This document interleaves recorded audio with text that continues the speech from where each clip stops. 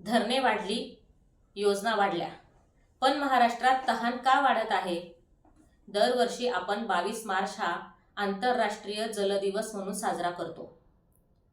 सरकारच्या नवीन योजना जाहीर होतात, मोठ्या मोठ्या प्रकल्पांच्या घोषणा होतात, हजारो कोटी रुपयांचा निधी मंजूर केला जातो. कागदावर सगळं काही प्रभावी दिसतं, परंतु जसा का उन्हाळा सुरू झाला तसं मात्र वास्तव डोळ्यासमोर उभं राहतं.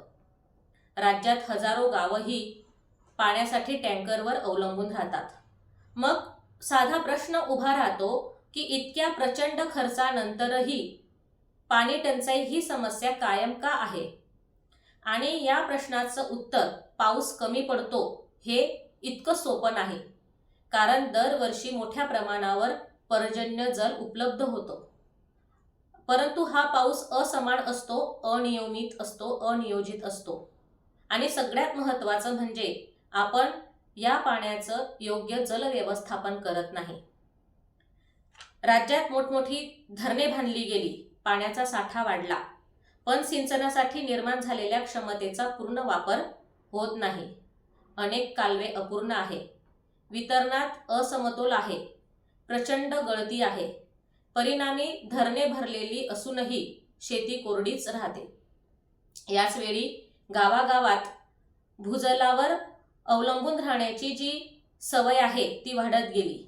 परिणामी बोरवेल हे खाली जात राहिल्या, पाण्याची पातळी ही खोल जात राहिली.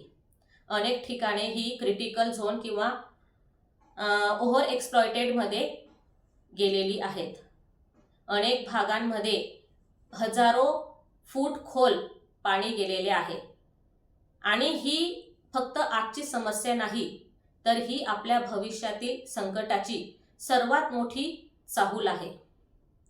आणि या सगळ्यात महत्त्वाचा मुद्दा म्हणजे जलसंधारणाच्या कामांकडे पाहण्याची आपली पद्धत. अनेक ठिकाणी धरणे, खड्डे, जलसंधारणाची कामेही मोठ्या उत्साहाने केली जातात. अनेक ठिकाणी त्याचे चांगले परिणामही दिसतात, परंतु ही जी कामं असतात ती अनेक भागांमध्ये वैज्ञानिक अभ्यासाशिवाय केलेली असतात.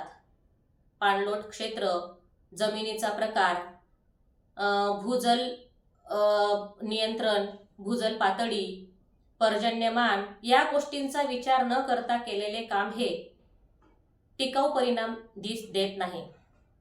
आणि अनेक ठिकाणी असं सांगितलं जातं की अनेक गावं ही दुष्काळ मुक्त झाली, परंतु काही वर्षांनंतर त्या ठिकाणी तीच परिस्थिती पुन्हा निर्माण होते.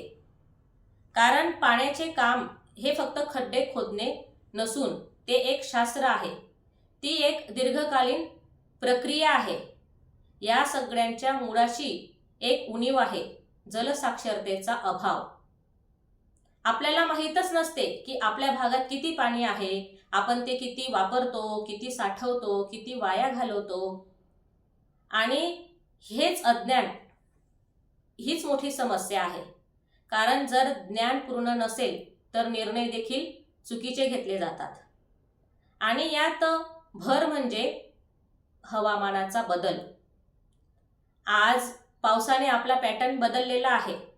आज कमी काळात मुसळधार पाऊस पडून जातो आणि उरलेला जो काळ असतो तो तसाच कोरडा निघून जातो. मग अशा परिस्थितीत आपल्याला पाणी साठवणे, पाणी जमिनीत मुरवणे याची जास्त गरज आहे. हे जास्त महत्त्वाचं आहे. आपल्याला आज मोठ्या प्रकल्पांची गरज नसून आज सुज्ञ, वैज्ञानिक आणि स्थानिक गरजांवर आधारित जल व्यवस्थापनाची गरज आहे. प्रत्येक गावाच्या स्वतःचा जल आराखडा असावा. त्या गावांमध्ये जे पारंपरिक ऊर्जा स्रोत असतील ते पुनरुज्जीवित केले जावे. भूजलावर नियंत्रण ठेवण्यात यावे.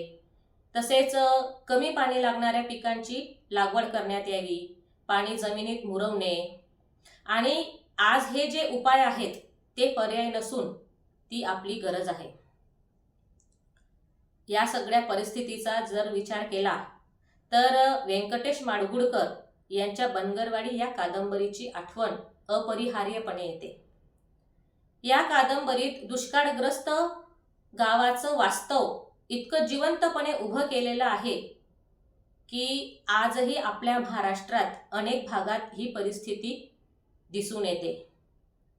त्या काळात पाणी ही जगण्याची लढाई होती आणि आजही दुर्दैवाने अनेक भागात ती लढाई तशीच सुरू आहे. इतके वर्ष उलटली, तंत्रज्ञानात प्रगती झाली, निधी वाढला, योजना वाढल्या, परंतु बनगरवाडीचं वास्तव मात्र बदललं का? आणि हाच प्रश्न आज जलदिनाचा खरा अर्थ सांगतो. जलदिवस म्हणजे ही केवळ औपचारिकता नाही, तर हा एक इशारा आहे.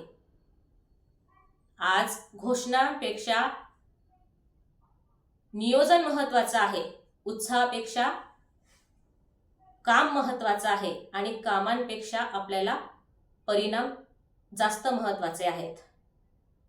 आज आपल्याला महाराष्ट्राला जलक्रांतीची नव्हे तर सुज्ञ, वैज्ञानिक आणि जबाबदार जल व्यवस्थापनाची गरज आहे. व्हिडिओ शेअर करा आणि जनजागृतीचा भाग व्हा.